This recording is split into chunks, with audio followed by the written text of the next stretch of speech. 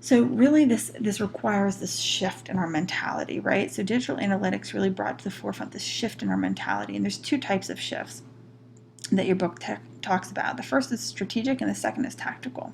And the strategic shift, you're really shifting your mental model. And so, most of our problems are blamed on technology and tools, right? We don't have the biggest technology or the best technology. We don't have the best tools. But really, what it comes down to is that our mindset has to change to this web 2.0. And so clicks don't rule. And if you talk to somebody who has been around for a while, since maybe the late 1990s and early 2000s, they'll talk about clicks and how we need to make sure we have more visitors to the site, and we need to increase our click rate. And what you can tell them is, hey, listen, that's great and everything, but that's the what. We really need to know the why too.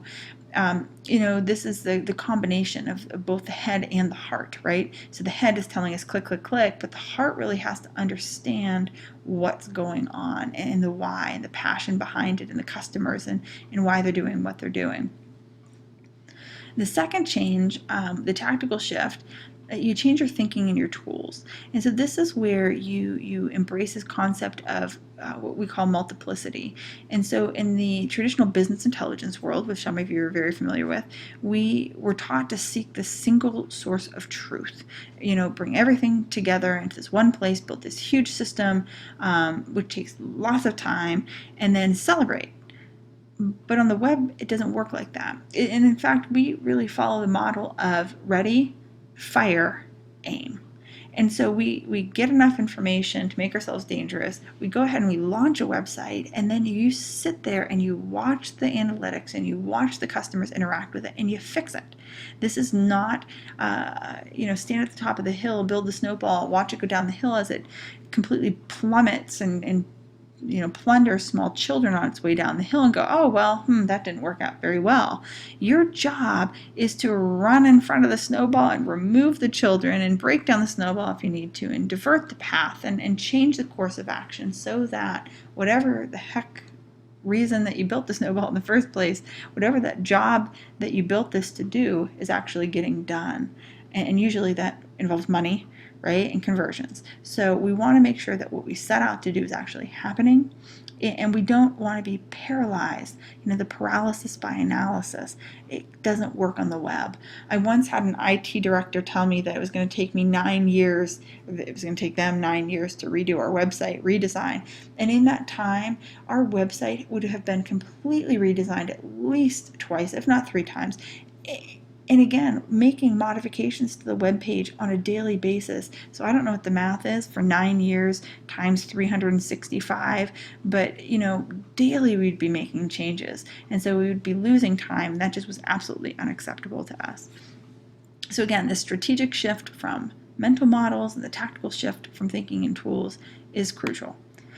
So when we look at the strategic shift, just to kind of dig a little bit deeper into this, just briefly, from Web 1.0 to Web Analytics 2.0, I just want to show you this. And again, most of you will only be familiar with this because you don't have a point of reference. But when you get out and you start talking to people who've been in business a while, you're going to hear a lot of this.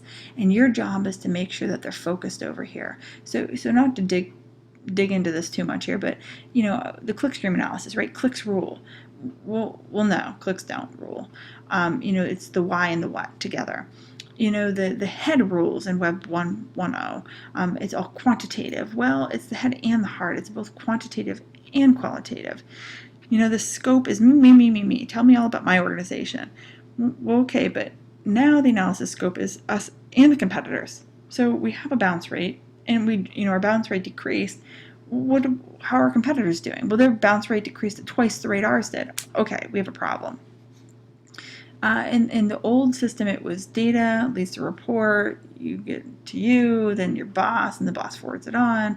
Now it's more automated decision making, right? So my reports, they're sent through dashboards, and the dashboards are built based on key performance indicators, and these key performance indicators are built into the business goals, and the business goals are things that the executive team is looking at all the time. So this is real-time data, where before in Web or in Web Analytics 1.0, we would produce these print reports, we'd send them out, and nobody would look at them anyway because they didn't understand them. Now it's built into operational procedures, standard operating procedures, so that they're making decisions using the data that we provide.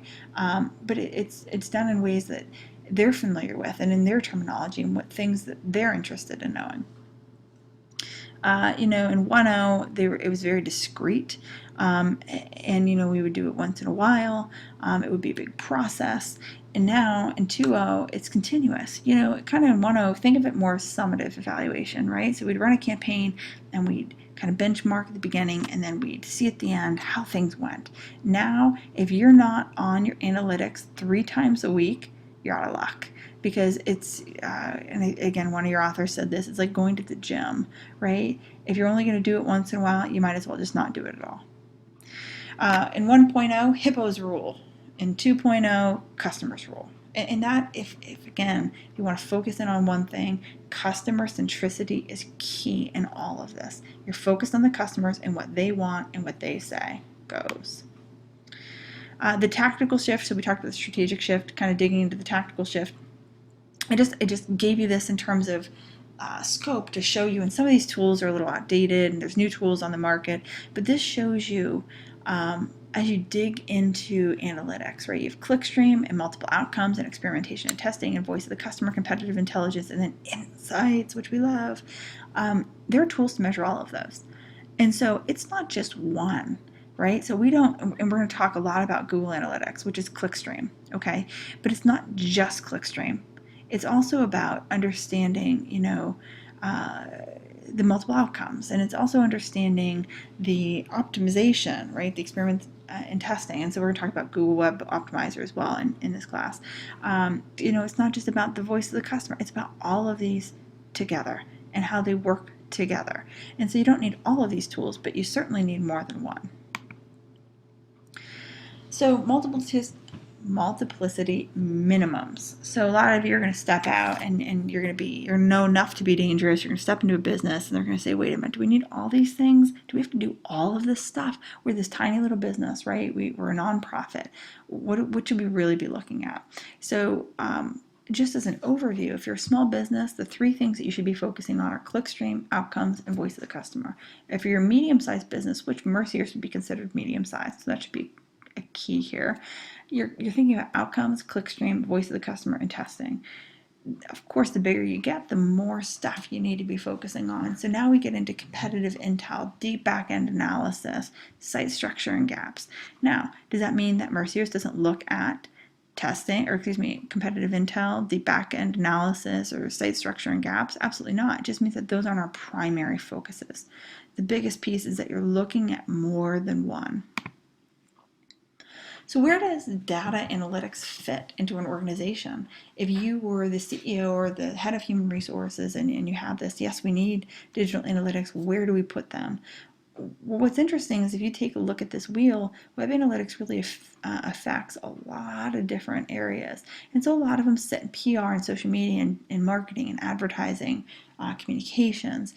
But really it spreads its wings across the organization. So it might sit in marketing, it might sit in PR, it might sit in advertising, but really its reach is far beyond the walls, and that's kind of what you see over here.